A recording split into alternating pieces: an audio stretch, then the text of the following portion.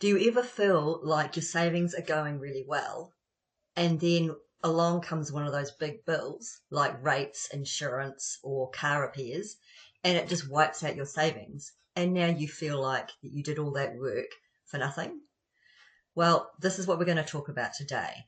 So hi everyone, I'm Kim from Inside My Money, and on this channel we talk about how to build calm and practical systems using HomeBank so that we can learn how to manage and understand our money better.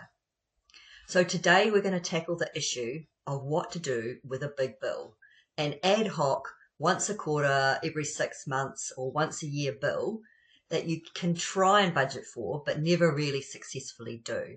So how are we going to manage that problem? Well, let's just first of all look at the behavioural side of why big bills feel so frustrating.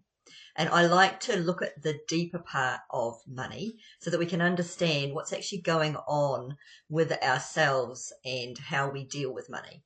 So there's two things that are happening when it comes to big bills that I've sort of found over the years.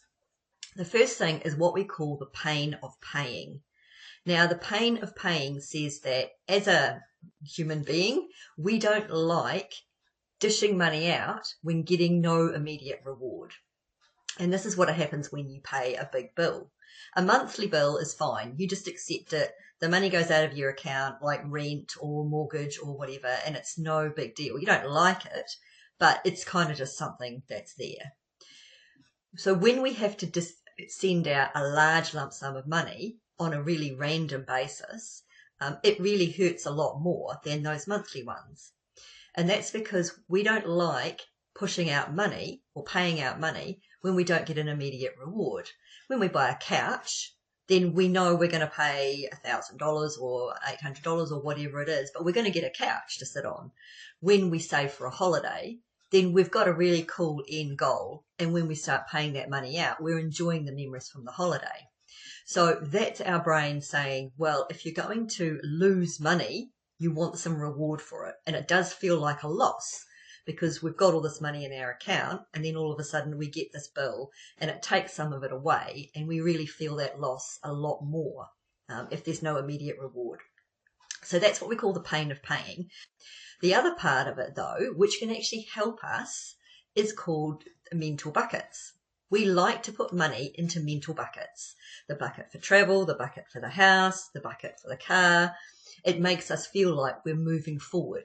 So we can actually use this mental bucket or mental accounting concept to help us with our big bills. So we're going to use HomeBank to show you two different ways that you can deal with big bills. And I do both. And I'm going to use our fictitious characters here, and we're going to show you what they might do to help them deal with their big bills. So what we're going to do first is I'm going to show you how you can identify what the big bills are, and that's in the statistics report. And then I'm going to show you how to create a new account and do a transfer. And if you need to know more about creating accounts, doing scheduled transfers, then I've got a bunch of other videos. I'll put some links in and you can have a look at those. Now this is going to be the first video of two. In the next video, I'm going to go a little bit deeper and I'm going to show you how to use Excel's Power Query to do more reporting out of HomeBank each month. I use it every month. And I love HomeBank. It does all of the categorization and adding up and all of that for me, which is great. But it doesn't help me step back and look at the bigger picture sometimes. I get a bit into the weeds. So when I do the next pump, which is the Power Query, I can get that big picture view of where all my money's going. So I'll do that in a second video. So I won't spend all that time doing it today. But if you really want to look at that, then go in and watch my second video. It will be around big bills, so same theme, but let's get into it. So the first thing that we do is we're going to go up to our reports because we're going to identify where the big bills are. So if you go up to reports and statistics, and what you've got here is just your screen showing all of your income and spending for as long as the period is over this side. So if I just want the big bills, then I might look at going to my time report, take out forecast, and I've got it for 12 months. Let's just do it for 12 months, last 12 months. Now, these people don't own a home, so they don't have the big insurance bills for the house or a big rates bill, but they do have some things, mostly around the car. So what we can do is we can look at when things come in that are a bit more ad hoc, and then remove the things that aren't, and that will just give you your big bills report. So we can see that car maintenance is one of the big ones, and you're looking for the ad hoc stuff, buying some furniture. You could, if you know that you're going to have quite a bit of furniture to buy because you're going to furnish a house, then you might want to save for that on a monthly basis.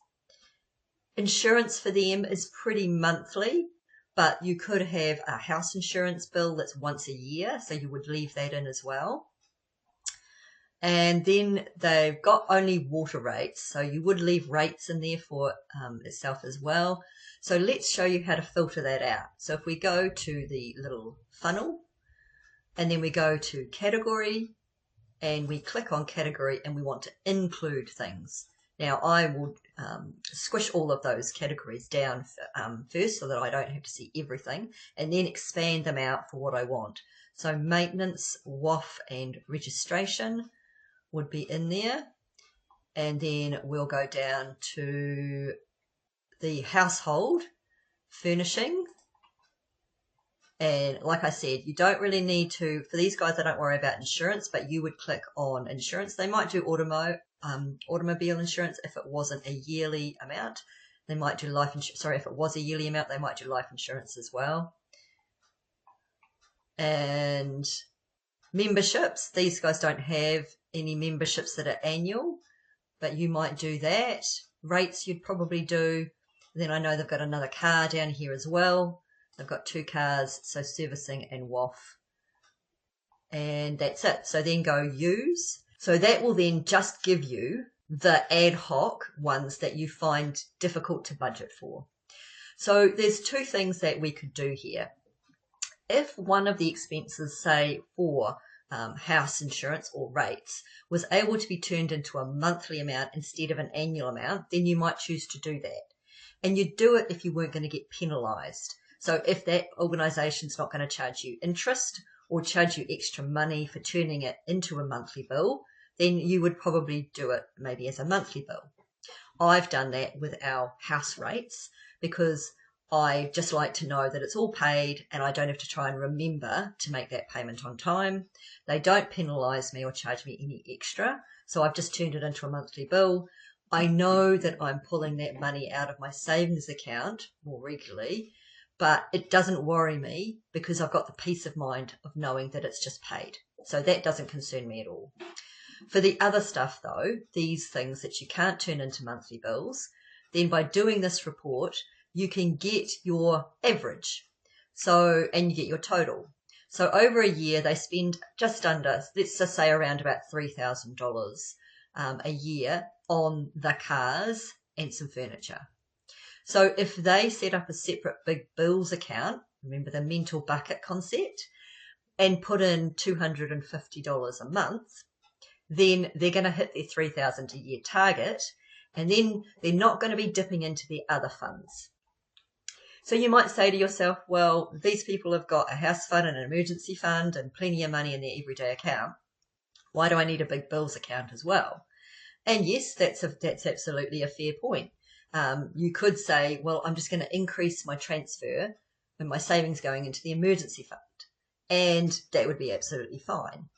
But if you want an account specifically for these bills so that you don't feel like you're having to dip into your house fund or emergency fund, then this is what we would do.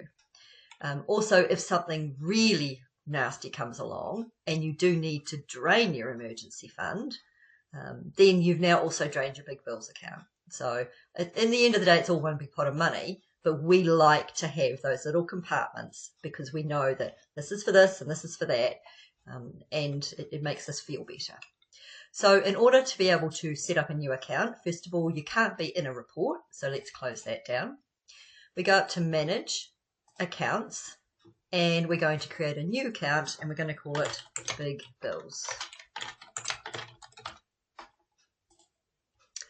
And we're going to make it a savings, and we can also put it into a group. And I'll talk about groups again in another sort of quick tips video, so keep an eye out for that. We're starting with a zero balance. We're in New Zealand, so it's New Zealand dollars. I would never put in the institution or the number. I just don't feel comfortable putting bank account numbers anywhere other than what I absolutely have to. So that's the big bills account set up. And now what we want to do is we want to set up a scheduled payment of $250. So you go in and you go manage, scheduled templated, and we put in a new one, and this is going to be for $250. It's a transfer. So it's going to go from the everyday account to the big bills account, and we're going to call this savings. We could just call it savings. You could make it whatever savings, whatever category you want, and go add, and then click on the little schedule. We want to schedule it. It's going to be monthly, and the date that they're going to choose is they're moving their other savings out on the 7th of the month. So let's do that at the same time. So it would be 7th of next month. That's when one of them gets paid. So the money just comes in, goes out, and they just imagine that they never had it. And that's the best way for you to save.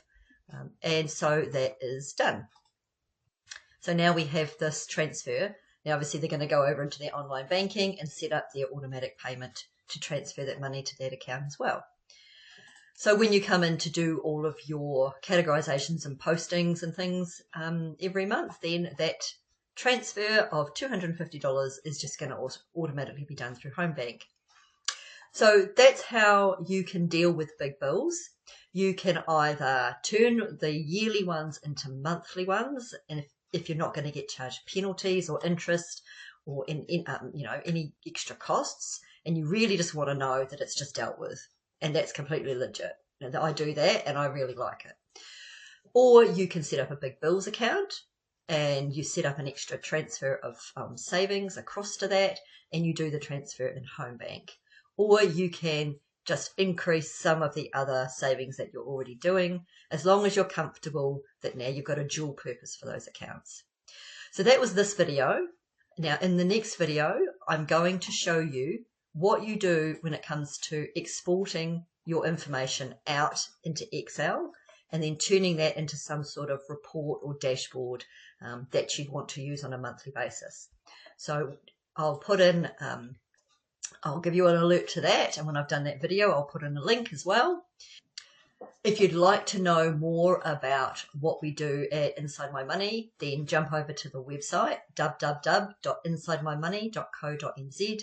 There's other tools and resources on there that you can use. You can also subscribe to our newsletter. Once a month, I'll be just putting out a newsletter, bringing together the concepts that we've talked about on these videos, and just maybe putting in a few more tips and hints in there as well. And I might have a little challenge from time to time. So there's lots of ways that you can get more information about how to work with your money using HomeBank, understanding behaviors. And if you've got any questions or comments or feedback, then please don't hesitate to put them in the comments. I read them all and answer them as best I can. So I hope you enjoy, and we'll talk to you again soon.